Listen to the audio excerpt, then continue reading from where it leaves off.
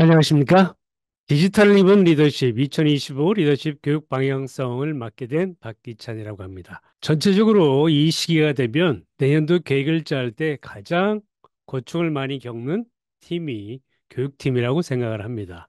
다른 팀들은 자기 영역에 대해서만 계획을 짜면 큰 무리가 없는데 교육팀은 잘 아시다시피 경영자의 최일선에 가장 오른팔일 역할을 하는 거죠. 전략적 파트너로서 전사의 생산성을 책임지는 담당을 하고 있기 때문에 상당히 어렵습니다. 거기에다가 지금 워낙 급박하게 디지털 시대로 돌아가기 때문에 내외 환경을 감안해서 어떻게 교육 프로그램을 짤 건지에 대한 고민이 상당히 많을 걸로 생각을 합니다. 특히 이렇게 급변하지 않으면 경영자가 교육팀에 상황에 따라 좀 다르지만 굉장히 신경을 안 쓰시는 경영자도 많았는데 최근에 모든 회사를 보면 경영자들이 교육팀에 대한 각별한 관심과 최근까지 상당히 심해지고 있습니다. 그래서 아마 내년도 교육 계획을 짜는 우리 교육을 맡고 계시는 HR들에게는 상당히 곤혹스러운 시기가 되지 않나 생각이 됩니다. 그런 관점에서 일련의 도움을 좀 드리고자 몇 가지 말씀을 드리고자 합니다. 자, 전체적으로 지금 시점에서 2025년도에 교육 프로그램을 짜면서 여러 가지 고민이 계실 텐데요. 정말 중요하게 생각하는 핵심 요인 다섯 가지는 반드시 짚고 넘어가야 되지 않나 생각을 합니다. 첫 번째는 너무나 잘 아시겠지만 너무나 빠르게 변하는 디지털 AX 환경에 대해서 어떻게 조직에 이 부분을 가지고 와야 되느냐, 어떻게 생산성하고 연계시켜야 되느냐 하는 부분에 대한 고민이 가장 크고 이 부분을 첫 번째 고려할 요소라고 생각을 합니다. 두 번째는 이렇게 환경이 급변하다 보니 조직은 기존처럼 한 번 전략을 세우고 우선순위를 결정하면 다시는 내가 변하지 않아도 되겠다. 1년을 끌고 가야 되겠다. 반기를 끌고 가야 되겠다. 이런 생각을 할 수가 없죠. 환경이 워낙 급하게 바뀌기 때문에 전략도 바뀌고 우선순위도 급박하게 바뀝니다. 당연히 교육도 그 전략과 우선순위에 따라서 급박하게 바뀌어야 되는 거죠. 그래서 1년의 교육 계획을 한번 짰다고 해서 반년이나 1년이 가는 게 아니고 환경의 변화에 따라서 조직의 전략이 바뀌고 우선순위가 바뀌니까 교육에 대한 수요도 바뀌고 니즈도 바뀌고 하다 보니까 교육팀도 수시로 변화해야 되겠다는 아주 중요한 고려 요소가 있습니다. 세 번째는 굉장히 교육에 참석하시는 대상자들이 바뀌었죠.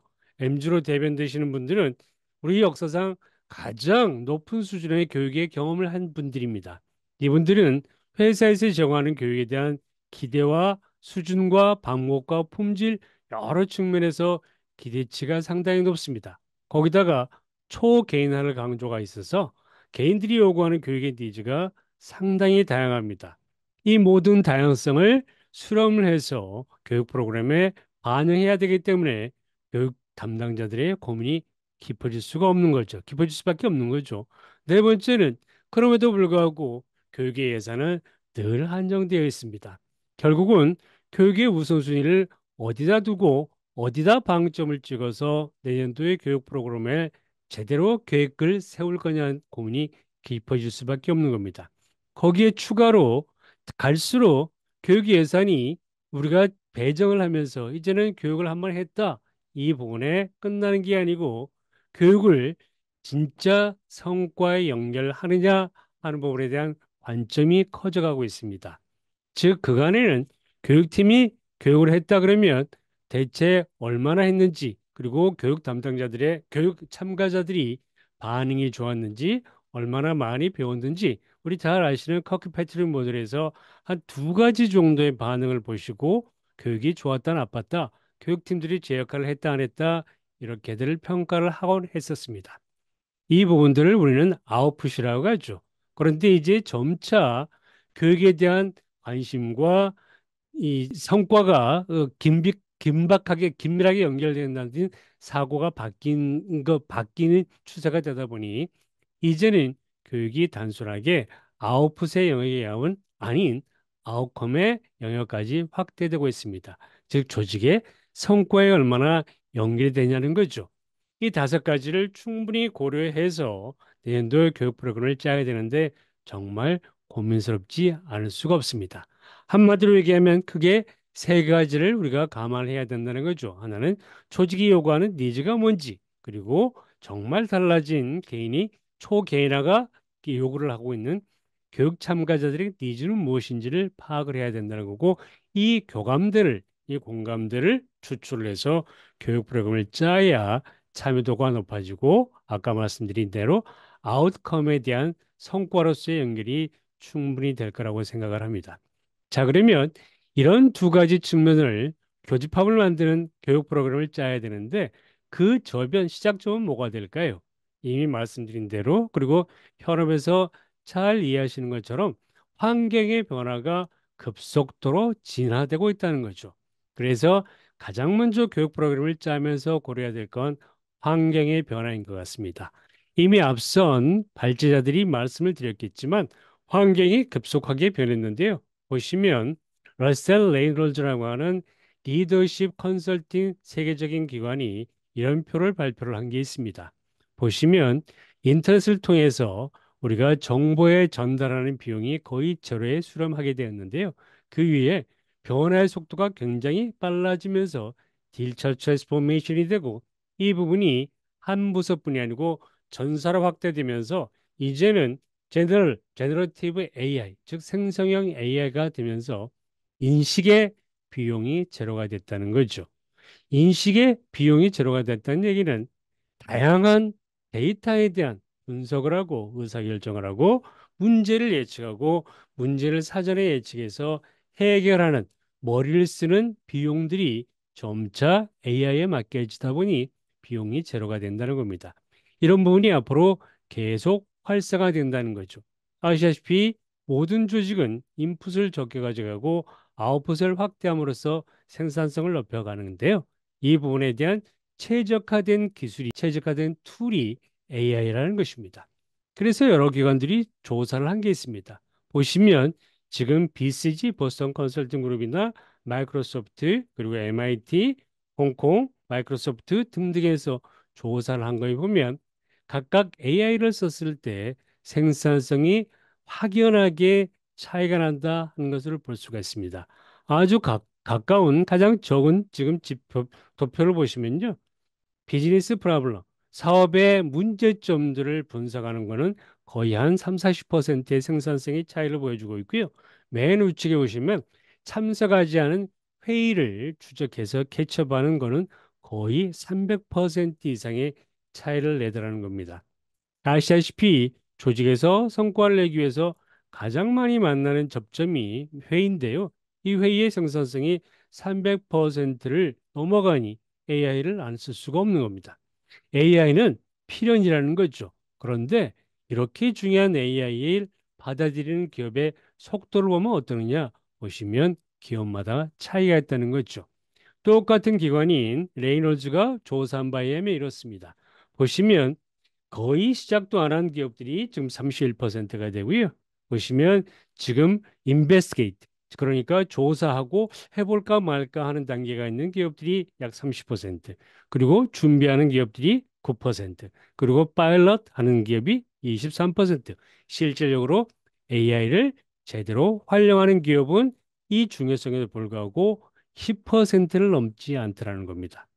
자, 그러면 생산성을 추구하고 그 생산성에 직접적인 영향을 우리가 끼치는 정말 중요한 역할을 하는 우리 HRD 입장에선 이 도표를 어떻게 AI를 확대하는 쪽으로 넓힐 거냐 하는 것에 대한 고민을 할 수밖에 없고, 그게 바로 2025년도의 계획에 반영이 돼야 될 텐데요. 이 AI를 기업에 정말 문화로 내재하는 것은 여러 성공 요인이 있다고 합니다. 보시면 다 아시는 내용이죠. 일단 명확한 AI의 비전과 전략부터 시작을 해서 이 부분에 대한 성과 측정까지 여러 가지 고려 요소가 있습니다. 그런데 이러한 여러 요소에도 불구하고 가장 강력한 역량, 시발점, 동력은 바로 강력한 리더십과 이들의 리더십을 바탕으로 해서 어떻게 실행하고 의지를 담아서 끝까지 지속성 있게 현실화할 거냐에 대한 것이 가장 크다는 거죠. 이 부분이 바로 우리 교육을 맡고 있는 HR더들의 고민이죠.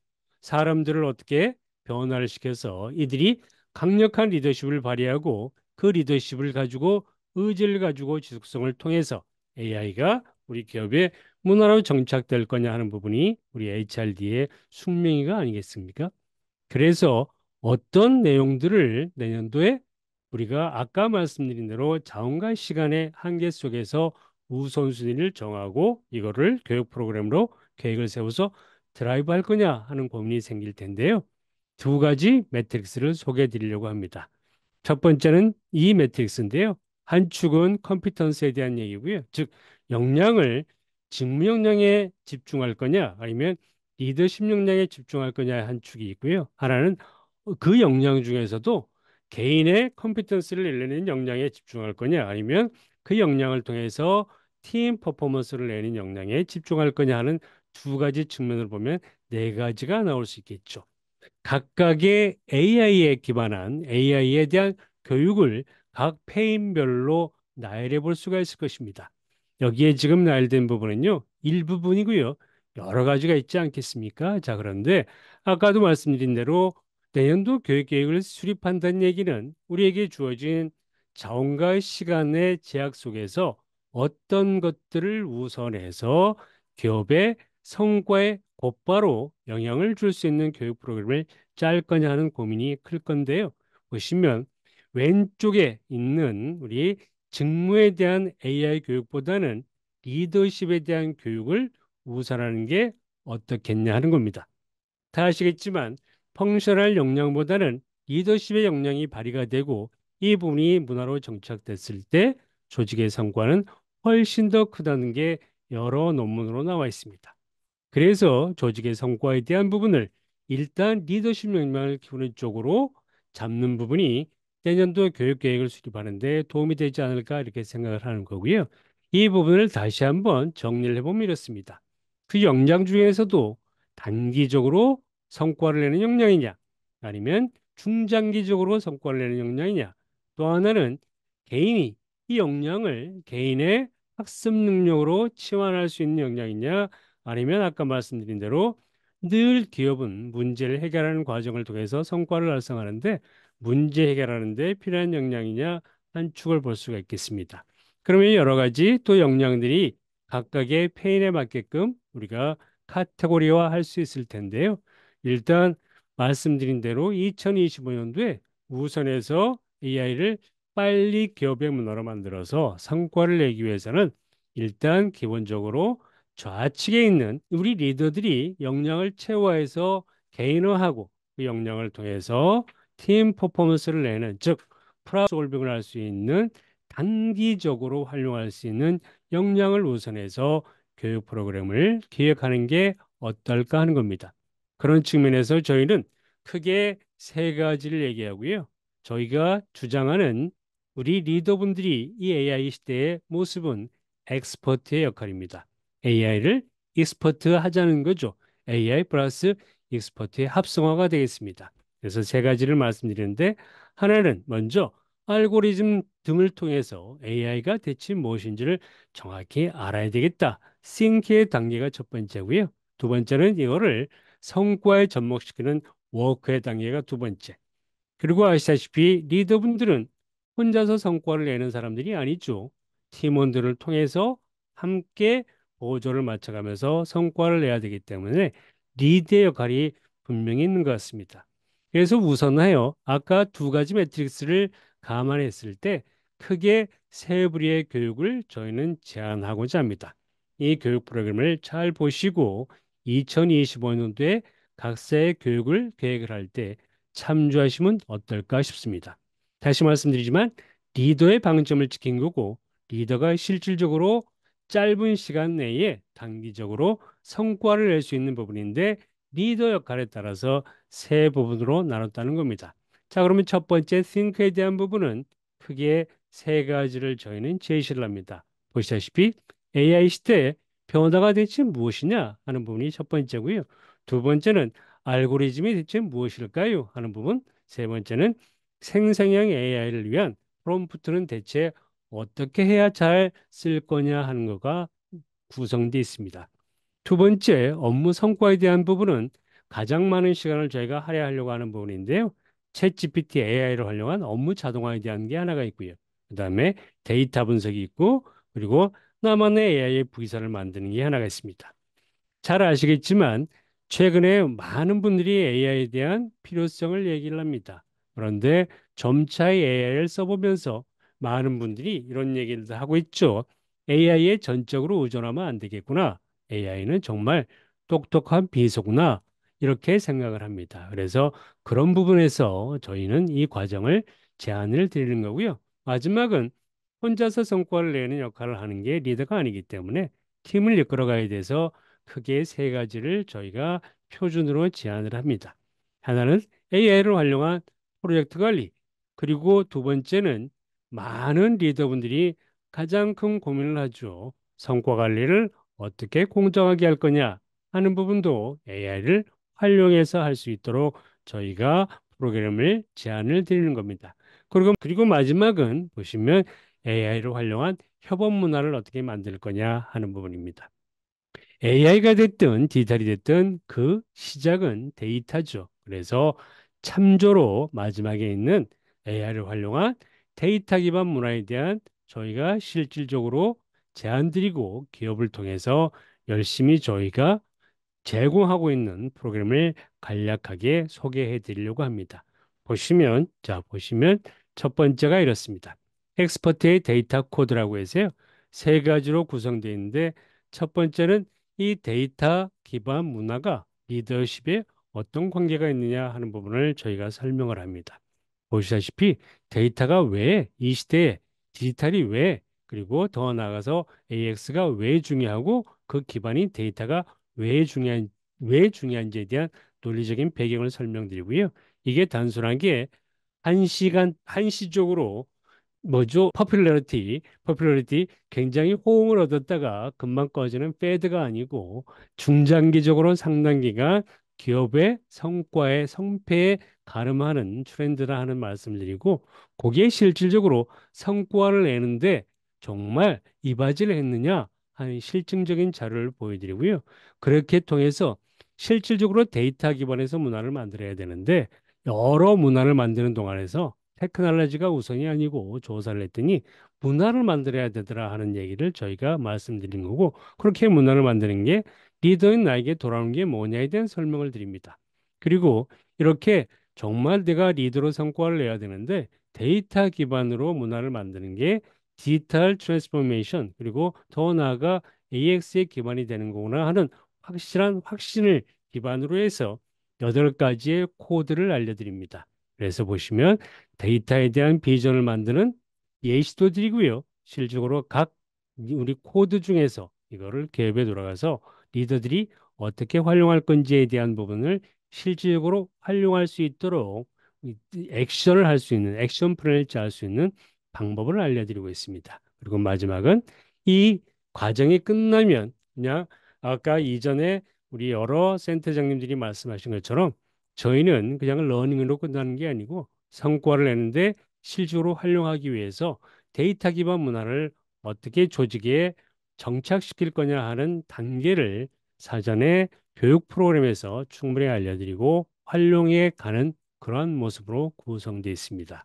그래서 전체적으로 이런 프로그램들이 아까 말씀드린 대로 각 카테고리별로 think 그리고 work, lead의 각각에 대해서 제공하고 있다는 말씀을 드리고요. 다시 정리를 하자면 교육을 담당하시는 분들은 이 시기에 상당히 고민에 많이 빠지실 텐데요.